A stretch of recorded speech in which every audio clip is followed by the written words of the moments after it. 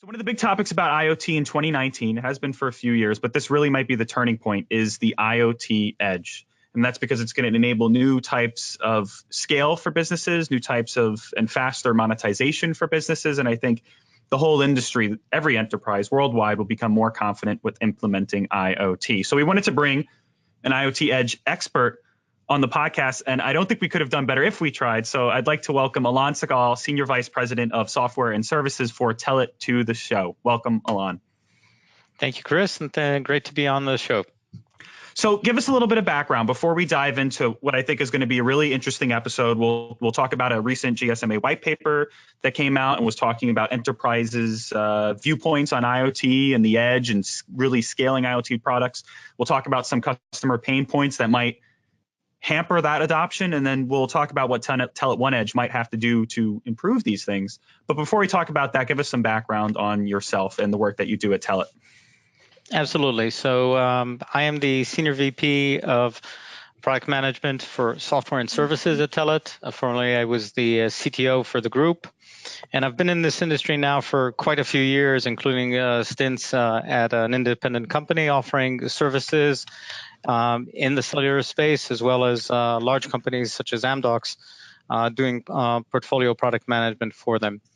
And it's an interesting lead-in to the discussion about Edge and things that are happening, because for quite some time now, we've been talking about, IoT and how it would affect our lives. And I think it was Cisco who coined the term IoT and talked about billions of devices. We're all still here waiting for those billions of devices to occur. And in the immortal words of Yogi Berra, it's deja vu all over again. Because I can tell you, for the perspective of age, that this industry has been talking about applications and usage of what we used to call telematics and M2M spreading into everyday life. I think everybody acknowledges that if we could have real-time data from our devices, services out in the field, we would all benefit. But there's a whole stack of barriers before that happens. The cost of the service, the availability of the service, the provisioning of the service. So when we look in the industry today, to date, of course, we have some fantastic applications out there, and Telit has been making its livelihood out of selling cellular IoT modules and services into this space. But we've yet to scratch the surface. And the horizon looks interesting because we have now crossed the threshold with the advent of some new technologies, which are very much geared toward IoT. And we're all expecting that a new generation or new breed of devices to actually finally take us over that threshold. So this is an exciting time in the industry. Yeah, and so tell us a little bit about some of those technological advancements you might be talking about, low power wide area, for example, and how that's getting enterprises excited for IoT.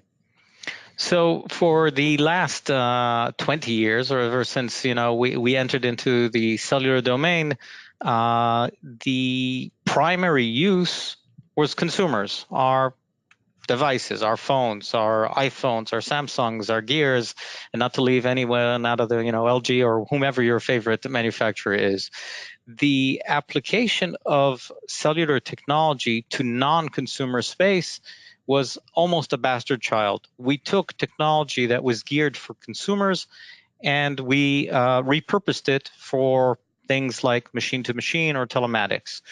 That repurposing was fantastic in that it spurned a whole industry of which Telit is a proud leader and part of, but it also had a series of flaws.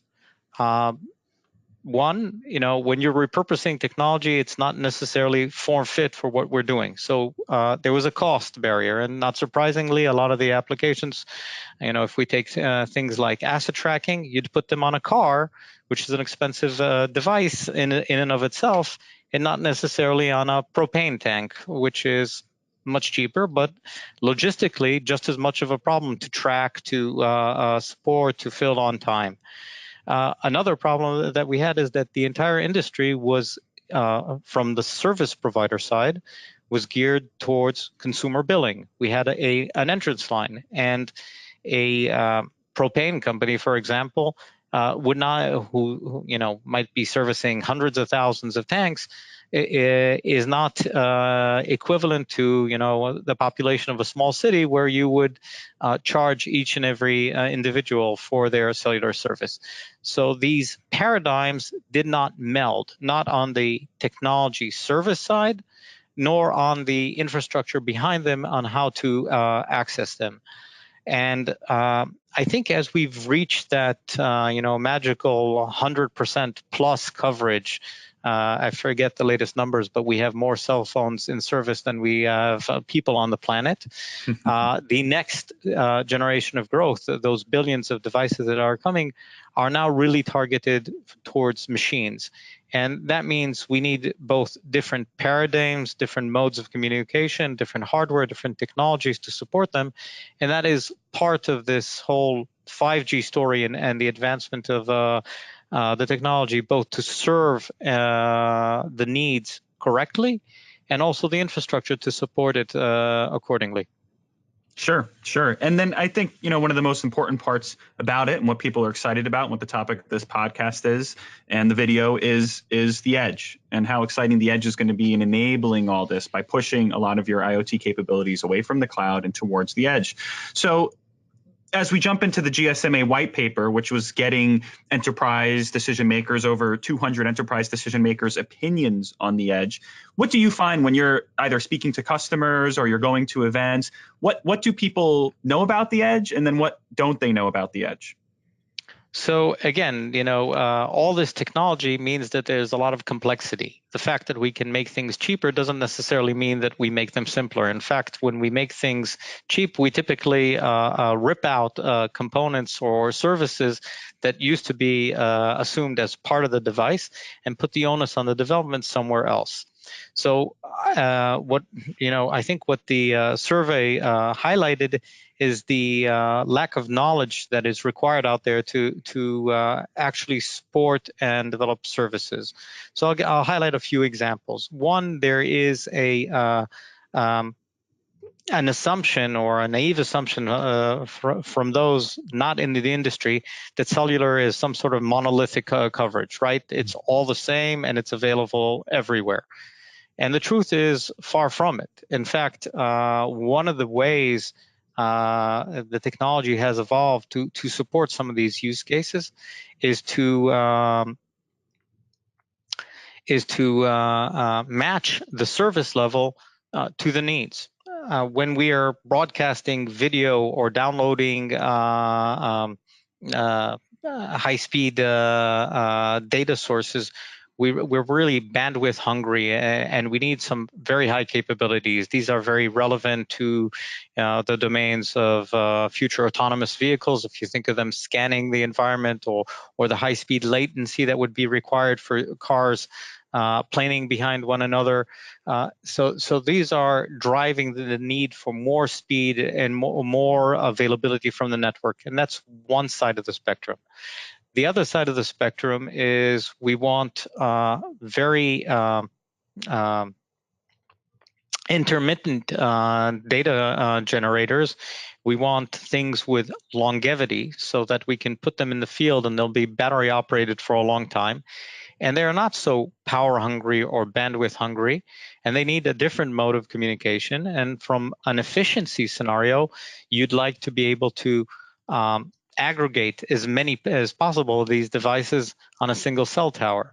So the introduction of technology geared both towards the high end and being touted as the future of 5G, high-speed gigabit Ethernet is one end of the spectrum. And you see that really coming into play for not just backup services as it was used today, but actually becoming the primary link, because you have fiber-like speeds at an affordable rate, much easier to deploy. So that is driving the business on one side. And the other side really is these low power, wide area services that can be battery operated in the field, into the 10 years scenario. You're thinking about things like meters, gas meters, water mains, etc. that need a very small link budget or bandwidth, and can be in the field for a long time. So the introduction of narrowband and Cat-M technology allows us to slice very low bandwidth parts of the network, allows us to deploy mass scales of devices without a huge expansion of the network infrastructure, and to do it in a cost-effective manner. The challenge is, of course, that these new technologies mean that to use them correctly, we have to change our mode of thinking. These are not always on, because you drain the battery immediately, which means we need different protocols. We need to be able to shut down the service for a long time. We need to communicate with the device asynchronously or on an as-needed basis, which also means we need some intelligence on the device. The edge, so to speak, becomes smarter. If we have some HVAC controller, as an example, and it's continuously communicating the temperature or the ambient environment, that's not very effective use of the device, because what we're really interested is when the temperature changes or when the environment changes. And we want some intelligence on the device to be able to respond to, be it a X unit change in Fahrenheit or centigrade, or percentage change. You can think of things like cold chain management. So you have a truck that's moving dairy goods or meat cross country, and we're required by the FDA in the US to actually monitor constant temperature. That's great to avoid spoilage or bringing bad goods onto the market.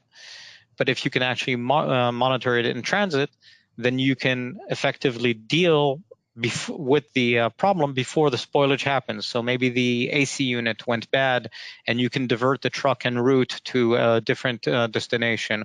Or if you have control of the ambient temperature inside the truck, change it accordingly. So these are the types of applications that become cost-effective, really viable, and can change and influence, the way the economics of the market work around us. And so this is part of the excitement on how IoT will affect us all.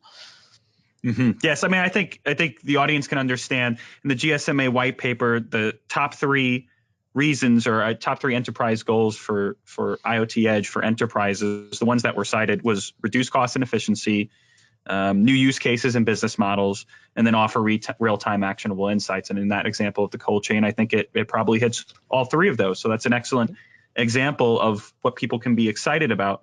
And then you also hit the knowledge gap, right? 80% of enterprises are looking to implement the IoT Edge if they're looking to implement IoT. However, it's almost 50% of them only have a cursory grasp of what the IoT Edge means and how they're going to be able to implement it in their business. Unfortunately, it's correct, because you see the use cases coming together.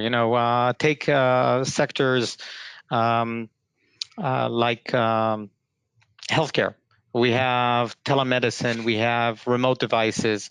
Many of the applications we saw in the first generation of use were not about improving patient care. We're not about big data. We're not about how we could provide better medicinal care or value to the patients. They were very much financially driven, which is a very viable reason.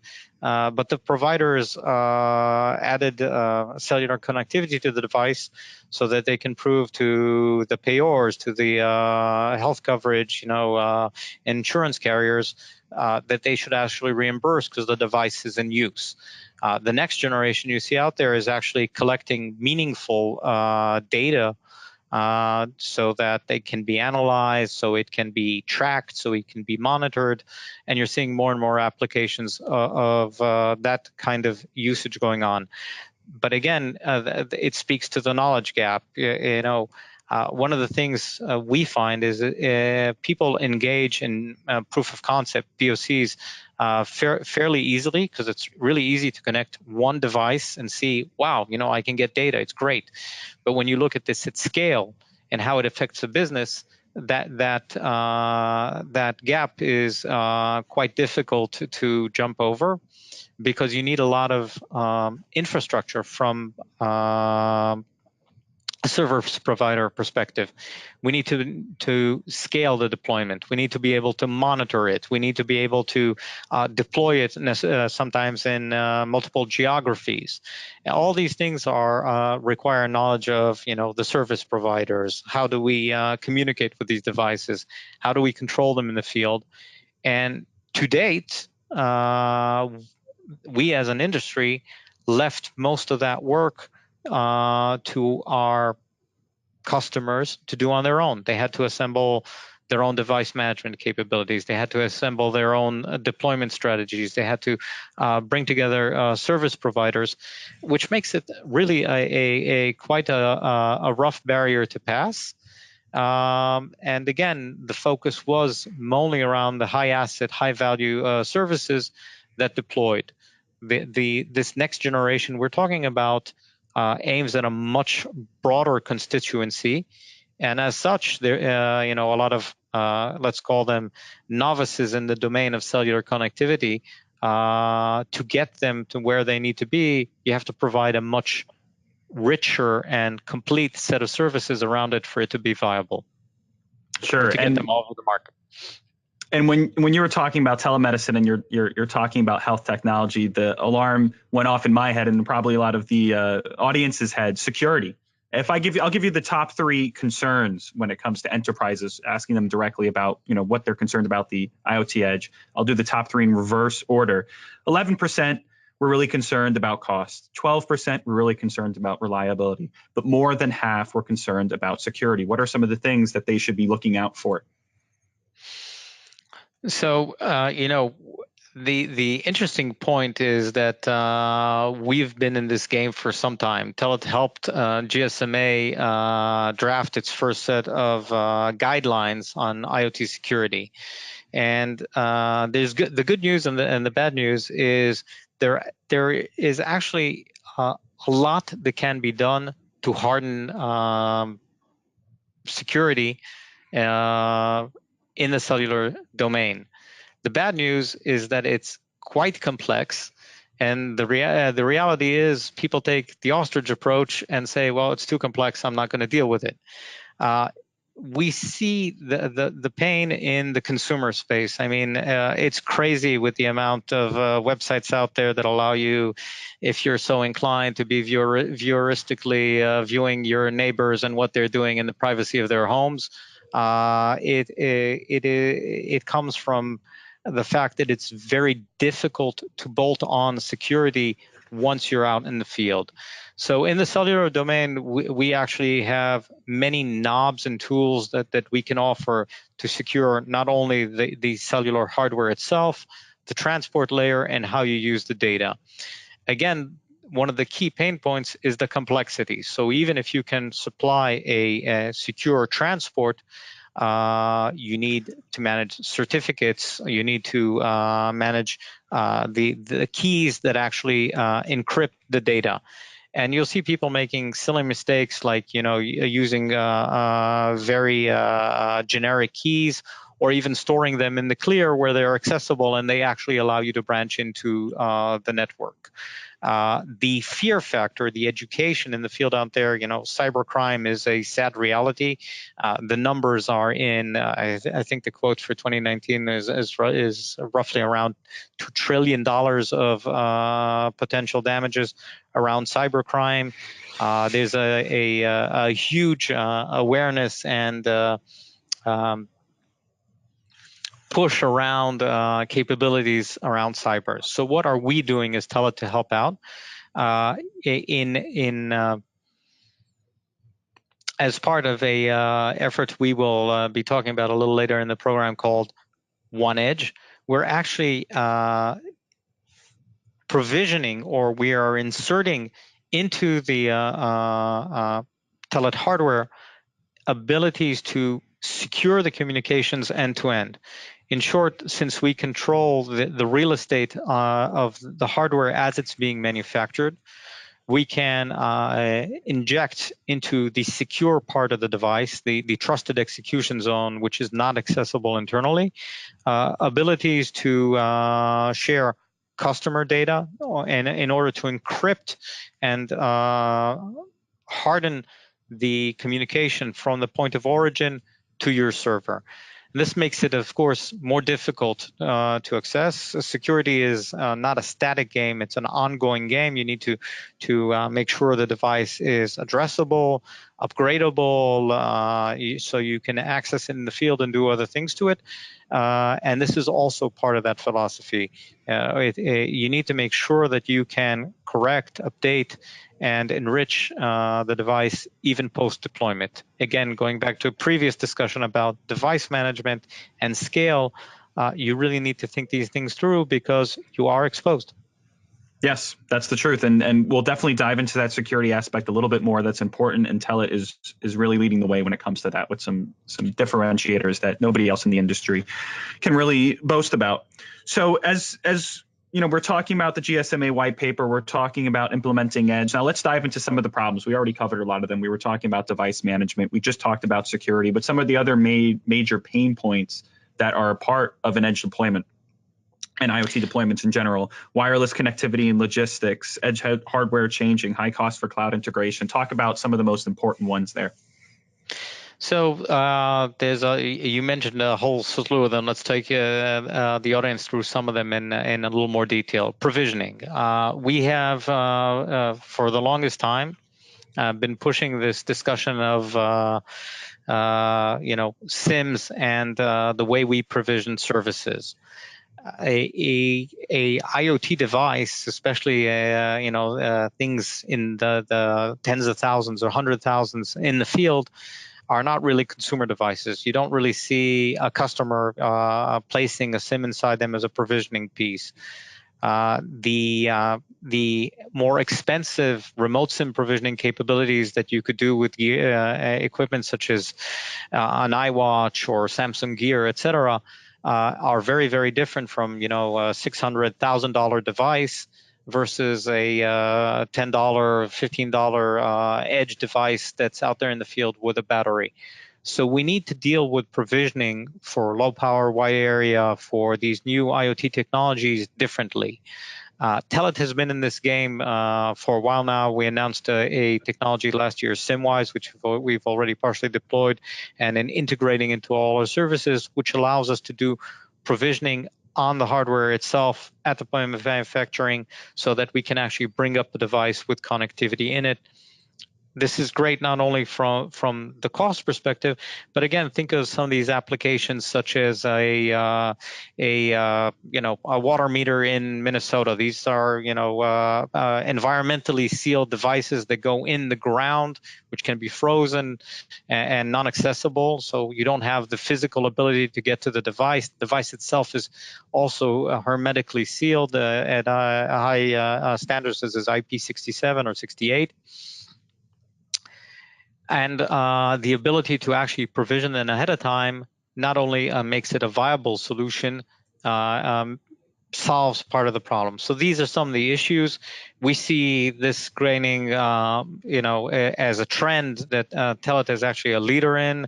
Deutsche Telekom just recently announced their effort called NewSim, which is a similar approach. Telit is also a part of to provision narrowband devices directly, and they are not the only ones. There is a real understanding in the industry that provisioning is one of the Achilles heels of the broad deployment, especially in the low power wide area domain. And I will let you in on a secret. The difficulty is not so much the security aspect of having this done correctly on the hardware, which is important and clearly a critical component. But the real difficulty is the back-end provisioning. And we've been doing this for a while. We have some good examples of how this is done, and perhaps I'll share some of those later. So that's one example. Another component that is required by each and every customer is actually connecting to the network. Okay, so the fact that you can actually turn a radio on and it connects is the sunny day scenario. What happens when you're on the edge of two cell towers or where the coverage is spotty and the rest? There's a lot of knowledge on how to manage that, and in fact, we're demanding. We as an industry, again, are demanding for each customer to implement their own algorithms, their own scenarios. This gets even more complex with some of these sleep modes and power saving modes, and functions like EDRX, extended disconnect receive, or essentially turning off the device in order to conserve battery. So you want something that maybe brings in knowledge of 20 years in the industry on different networks and can manage that for you autonomously, and then can be controlled remotely for you. We're talking about, we mentioned edge logic, but we want a simple way to communicate with the devices so that they can do things like measure temperature changes or update us. Or, a classic example, we talked about battery-operated devices. So wouldn't it be nice if we could manage all our deployment and know which of these devices are sub 50% and do something corrective, either change the way they're reporting or run some sort of campaign on them. So again, the ability to manage the deployments at scale also means we have meaningful information from the devices.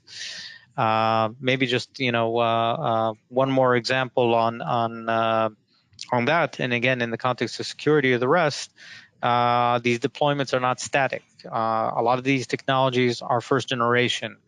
We just went through some interesting fire drill with a more stable, a more mature technology called Cat1 in the US, where the changes in the network infrastructure by the vendors such as Ericsson and Nokia required a upgrade in the field to ensure communication devices. These are not just Telit devices, generic devices by providers as, such as Intel, maintain their connectivity to the network. The Cat-M, the narrowband devices are, generation 1. By definition, there will be changes to the network resources. We need to be able to communicate with these devices and perhaps support upgrades in the field. So do we leave that to the customer to deploy and manage their own scenario? Yes, today, but we can provide a much better integrated environment where they can manage this in an automated fashion. So again, the key, I think, to achieving the billions that we all know we can benefit from is actually shortening the risk, the time to deploy, the pain on that process that we can bring together for the customer. For sure, and especially if you don't have that ability to connect to the device to push an update in that example, then I guess the dreaded alternative is a truck roll, and maybe that's okay if it's $100,000 device with the classic IoT things. But as we get into low power wide area and we get into cheap or low cost devices, that's not going to be acceptable, and that's where these capabilities come in. Yeah, I'll give you an example for one of my favorite applications that we did for a customer in Europe called CB Svensson. It's an automated rat trap, and I love the story because it's probably the one we would least associate with IoT. But it's a classic field service operation problem from the homeowner who has the homemaker or whomever in the kitchen with a trapped rat in there. Is not very happy if the truck doesn't arrive quickly to remove it. And from the business operator side, if I roll a truck, which in Europe is between 100, 150 euros an hour, to a site that has an empty trap in it, I wasted not only time, but a lot of money as well. So from their perspective, the application is really simple. Set a flag, let me know that the trap has been sprung and where it is. That simple notification, that simple application is actually quite complex to manage. And we're talking about tens of thousands of devices. They did this with us in a very nice application scenario. As we move over to some of the technologies we're talking about under the wrapper of OneEdge, we would make that journey even easier. And again, a lot of these pain points come from intimate knowledge of what the customer journey is like. As a vendor who has been in this industry for 20 years, who's seen the development of the industry as a whole, we're acutely aware of the pains our customers are required to go through in order to deploy a service at scale. And make no mistake, companies like Telit make their revenue when our customers deploy at scale. So the more we can help them get there, the more we benefit as well. For sure. I love the Trap Me case. That's something that we have in our the First Things First podcast. We talked to Ken Lauritsen Hansen about it, and it was an excellent example of what LPWA technologies are going to bring to IoT. Because if you can validate a business model for a connected rat trap, you could probably validate a business model for everything. You touched on it a little bit, but just to hit it home some more, Telit's been a provider in the space for 20 years. They've had the IoT hardware, the IoT software, and the IoT expertise. Why does that make Telit the perfect organization to help people as they transition to low power, wide area, and then even 5G in the future? It comes down to knowledge, and there's an old adage that I think is a Heinlein contribution to the language called "hands to fall." There's no such thing as a free lunch. IoT is a cellular modem, is connectivity, and is getting the data and doing something with the data. If you treat it as a procurement exercise and are looking for the cheapest communication, the cheapest server scenario, and the cheapest hardware, you end up with a bunch of components that are really complex to integrate. Now, that's fine if you have the expertise in-house, you have the people, you have the knowledge base and the rest, but we find again and again that even large enterprises make mistakes. We had an event with a customer not long ago that actually is well established in some markets and decided to take their application into China, where there was a market and a reception and everything for it, but simply deployed the wrong technology and could not get the technology to work accordingly. So the knowledge element of this is really critical. The integration effort is significant. And that all equates to time and money. Time and money are perhaps money less, but time is the one resource that is difficult to buy. 10 women cannot bring a child in less than 9 months as well. And anything that you can do to give a competitive edge to customers to reduce their time to market is significant. That's for sure. And I think that hits the main point as we transition into what exactly OneEdge is and why this is such an important technology and innovation for the industry. The main goal of OneEdge is shortening the path to IoT monetization. So how do we do this for enterprises?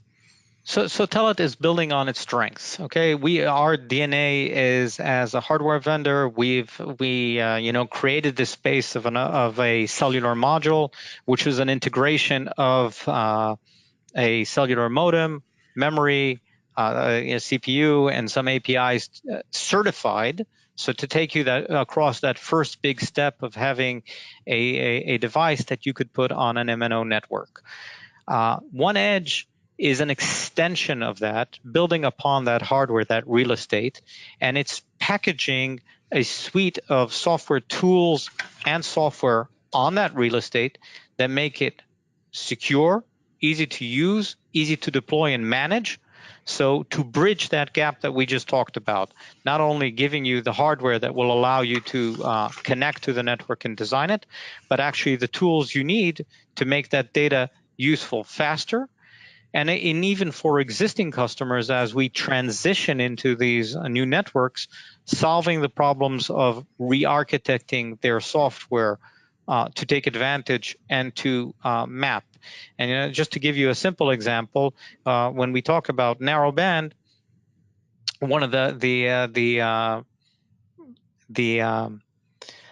capabilities, or one of the assumptions of being able to load a single cell tower with hundreds of thousands or up to 1 million devices is based upon fair usage. So let's assume that battery and power are not limited.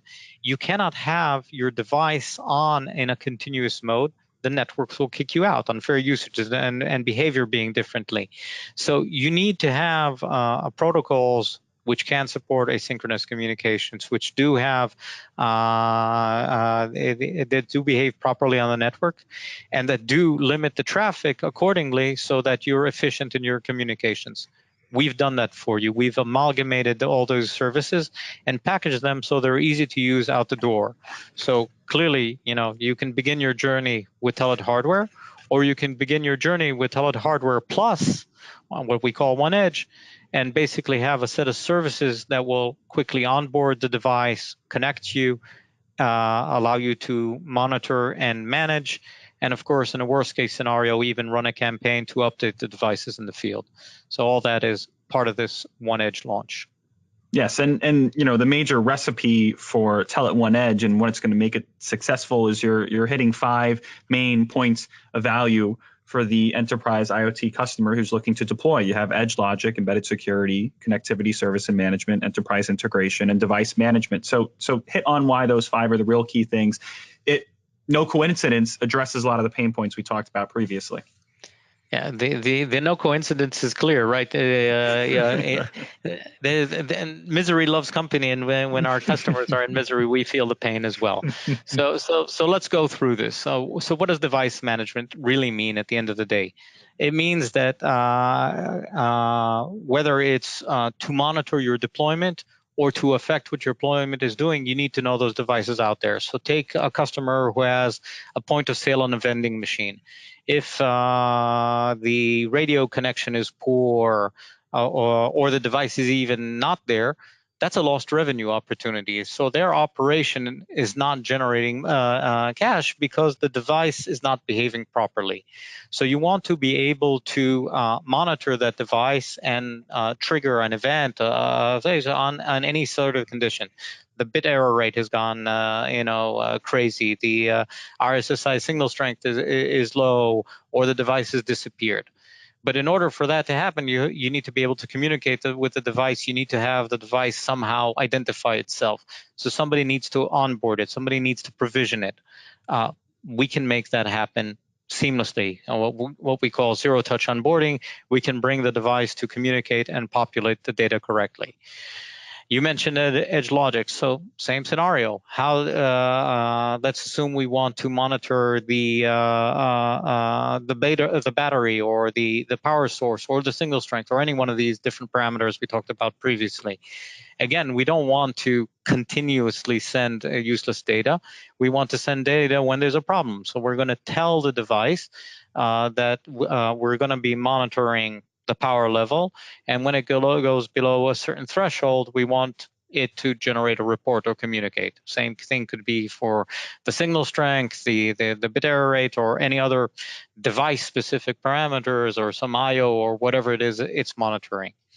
You mentioned security. So again, this concept of being able to create end-to-end security, to provision the device with unique identifiers, and harden not only the hardware through mechanisms such as secure boot and support, but bring that data through, as well as when we're communicating with it. So, scenarios such as we're going to do the firmware update we talked about, because a network requires a change. We've also thought through the scenario of, somebody using a mechanism like that to actually upload spurious or some sort of deviant software. So it's signed, it's secured. The device will not accept data from or a firmware update from a wrong service. We talked about connectivity and connectivity management. So again, how do we connect to the network? Who are our service providers? How do we monitor that? How we can create an integrated SIM so the device is connected to the network from the factory floor. You mentioned enterprise integration as the last point of this, which is really bringing it full circle. Now that we've managed the deployment services as well, we can help with the data, be it how to trigger events into Azure or Google Big Data or AWS, basically giving you tools to make it more configurable than creating code in order to inject your data to where you want to consume it. So we see these elements pulled together as call them a toolbox or a suite of tools that we wrap together and enable through our OneEdge offering. Excellent. And I think this is something exciting on the market. This is something that is really going to enable everything that we were talking about before. So I want to thank you for coming on the show and providing this insight. We'll make sure to include all sorts of notes on the product and share pages where people can learn more. I mean, do you have any call to action for folks for if they're interested in OneEdge, where they can learn some more information or get some more of these thought leading pieces like we're talking about today? So there's a Telit landing page that I'm sure we can bring in as part of this. There's information on the product. There are videos, tools, betas available. And of course, our purpose in life is to help our customers deploy their services. Contact us. We'll be there. We'll be there to hold your hand and make sure you get to deploy your service and get to a viable product. Yes, for sure. And working at Telit, I can say one thing that the customers always come back and say is they're thankful because we can help them throughout this process. I mean, we have raw technological capabilities here, but we also have the support to take you through the process of certification and whatnot. And that's what really gets you to market quickly and gets you to monetize quickly. Alon, I want to thank you for being on the show today. My pleasure. Thank you, Chris.